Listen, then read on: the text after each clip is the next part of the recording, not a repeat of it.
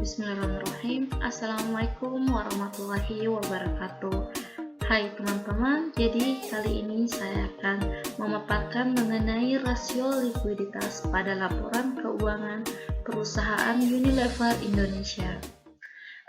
Jadi perlu diketahui terlebih dahulu bahwa rasio likuiditas merupakan kemampuan perusahaan untuk memenuhi kewajiban lancarnya, yang diukur dengan menggunakan perbandingan antara aktiva lancar dengan kewajiban lancar.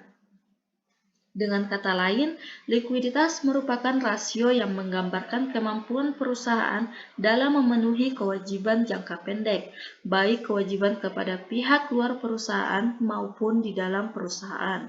Artinya, apabila perusahaan ditagih, perusahaan akan mampu untuk memenuhi utang tersebut, terutama pada utang yang sudah jatuh tempo. Baik, langsung saja kita pada perhitungan current ratio atau rasio lancar untuk laporan keuangan perusahaan Unilever Indonesia. Jadi rasio lancar ini merupakan rasio untuk mengukur kemampuan perusahaan dalam membayar kewajiban jangka pendek atau utang yang segera jatuh tempo pada saat ditagih secara keseluruhan. Rasio ini dapat pula dikatakan sebagai bentuk untuk mengukur tingkat keamanan dari suatu perusahaan. Dapat dilihat di sini bahwasanya rumus dari rasio lancar yaitu current ratio atau rasio lancar sama dengan aktiva lancar yang biasa disebut current asset dibagi dengan utang lancar atau disebut dengan current liabilitas. Baik, langsung saja pada tahun 2021 Unilever Indonesia memiliki current ratio atau current rasionya yaitu aktiva lancarnya diambil dari jumlah aset yaitu 7.642.208 dibagi dengan utang lancarnya yaitu didapatkan pada jumlah liabilitas jangka pendek. Di sini kita bisa dapat yaitu 12.445.152. Jadi hasilnya yaitu 0,6 kali. Jadi pada tahun 2021 ini didapatkan hasilnya yaitu 0,6 kali pada perusahaan Unilever Indonesia. Untuk tahun 2022 rasio lancarnya yaitu aktiva lancarnya sama dengan 8.828.360 dibagi dengan utang lancar yaitu 13.357.536 didapatkan dari sini. Jadi hasilnya 0,7 kali atau jadi bisa kita simpulkan bahwasanya current ratio pada laporan keuangan perusahaan Unilever Indonesia dapat diartikan yaitu jumlah pada aktiva lancar sebanyak 0,6 kali utang lancar atau setiap Rp1 utang lancar dijamin oleh 0,6 rupiah harta lancar atau 0,6 banding 1 aktiva lancar dengan utang lancar. Jika rata-rata industri untuk current ratio adalah 2 kali, maka keadaan perusahaan untuk tahun 2020 berada dalam kondisi tidak baik, mengingat rasionya di bawah rata-rata industri. Sama halnya untuk tahun 2021, kondisinya juga kurang baik jika dibandingkan dengan perusahaan lain karena rasionya masih di bawah rata-rata industri. Baik, selanjutnya untuk perhitungan quick ratio atau rasio sangat lancar. Di sini diartikan yaitu rasio yang menunjukkan kemampuan perusahaan dalam memenuhi atau membayar kewajiban atau utang lancar dengan aktiva lancar tanpa memperhitungkan nilai persediaannya. Di sini disebutnya inventory. Jadi artinya nilai persediaan kita abaikan dengan cara dikurangi dari nilai total aktiva lancar. Hal ini dilakukan karena persediaan dianggap memerlukan untuk waktu relatif yang lebih lama untuk diuangkan apabila perusahaan membutuhkan dana cepat untuk membayarkan kewajibannya dibandingkan dengan aktiva lancar lainnya. Jadi di sini bisa kita lihat rumus dari quick ratio terdapat dua rumus. Rumus pertama yaitu quick ratio sama dengan current asset dikurang dengan inventory. dibagi dengan utang lancar atau biasa disebut dengan current liabilitas. Untuk rumus kedua yaitu quick ratio sama dengan kas ditambah bank ditambah efek ditambah piutang dibagi dengan utang lancar atau current liabilitas. Langsung saja untuk tahun 2021 quick ratio bisa kita lihat di sini pada laporan keuangan. Quick ratio-nya itu quick ratio-nya yaitu rumusnya sama dengan current asset diambil pada jumlah aset lancarnya yaitu 7.642.408 dikurangi dengan inventory. Jadi inventory ini merupakan persediaan. Jadi diambil dari persediaan lancar lainnya. Jadi jumlahnya yaitu 2.453.871. Jadi current asset dikurang inventory dan didapatkan hasilnya yaitu 2.188.837 dibagi dengan utang lancar yaitu 12.445.152. Dapat hasilnya yaitu 0,17. Di sini dibulatkan menjadi 0,2 kali. Selanjutnya untuk tahun 2020 yaitu rumusnya quick ratio sama dengan current asset tadi didapatkan pada jumlah aset lancar yaitu 8.828.360 dikurangi dengan inventory.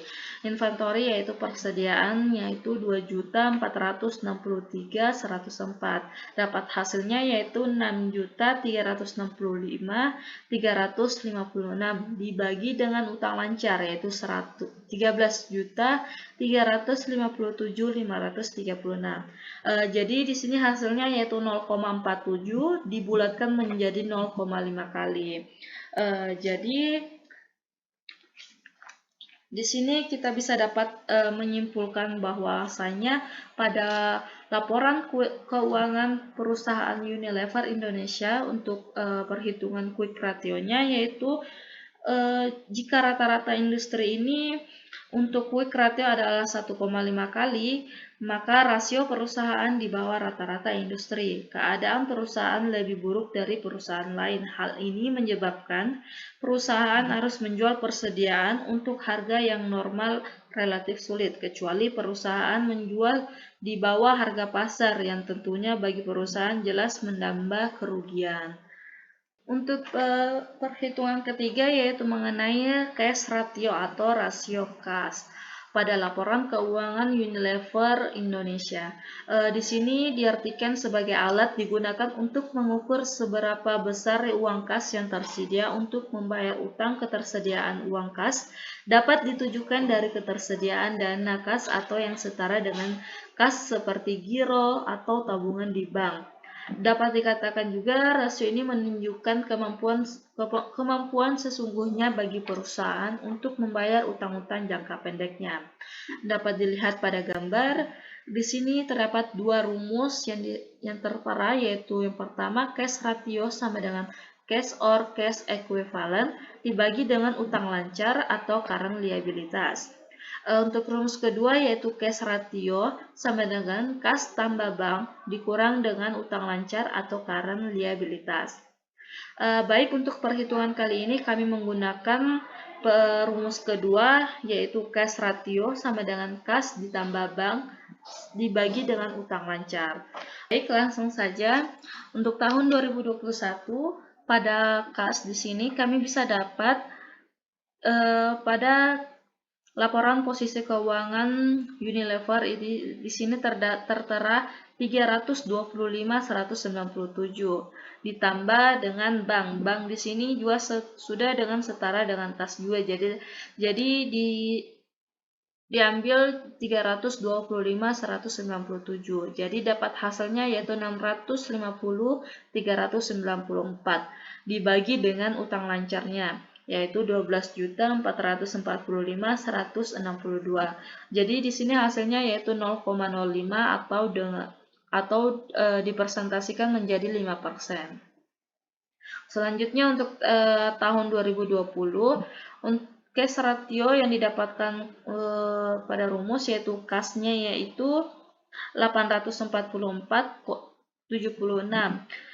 Sama halnya tadi dengan bank di sini sudah setara dengan kas, jadi diambil sama halnya dengan kas juga, jadi 844,76. Dapat hasilnya yaitu 1.680.152 dibagi dengan utang lancarnya yaitu 13.357.536.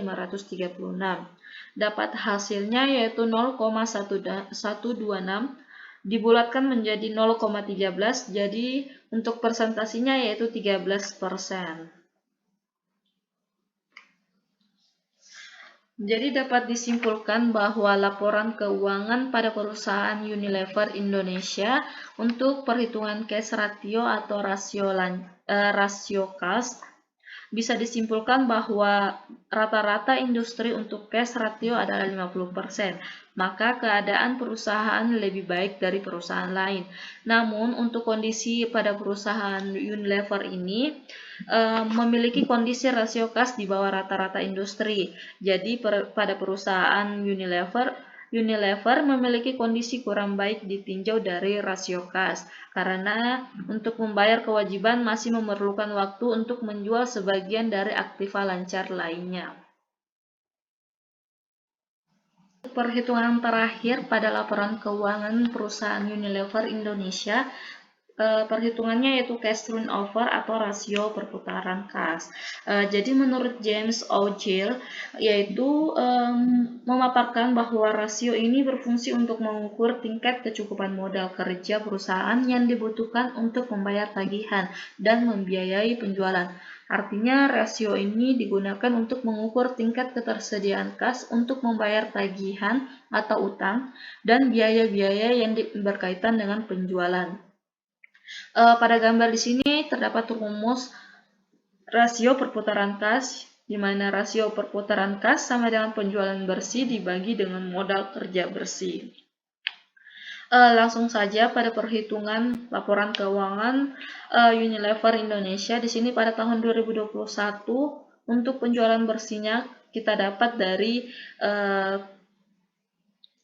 laporan laba ruginya. Di sini kita bisa lihat 39.545.959 dibagi dengan modal kerja bersih. Jadi modal kerja bersih ini perhitungannya dari aset lancar dikurangi dengan utang lancar. Di sini terdapat nilainya yaitu 764.408 dikurangi 12.445.152. Jadi hasilnya di sini perhitungannya yaitu 39.545.959 dibagi dengan 4.802.742. Jadi dapat hasilnya yaitu 8,23 kali.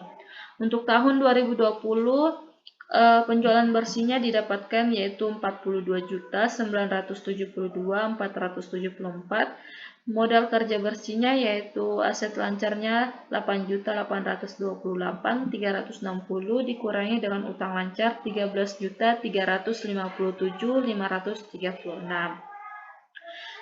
Jadi untuk perhitungan selanjutnya yaitu 42.972.474 dibagi dengan 4.526.176. Jadi didapatkan hasilnya yaitu 9,49 atau dibulatkan menjadi 9,5 kali.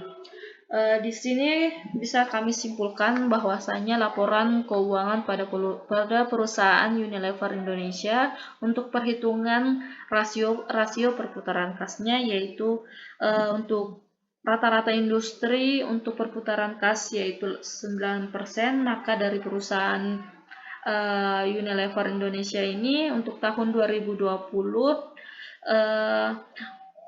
baik memiliki peningkatan yang baik karena sudah berada di atas rata-rata perputaran kas. Lain halnya dengan pada tahun 2021. Di sini kondisinya dikatakan kurang baik karena masih cukup jauh dari rata-rata dari pada industri tersebut. Baik, itulah hasil yang sempat saya sampaikan mengenai laporan keuangan kepada perusahaan Unilever Indonesia. Kurang lebihnya mohon dimaafkan. Billahi fisabilillah, fastabiqul khairat. Assalamualaikum warahmatullahi wabarakatuh.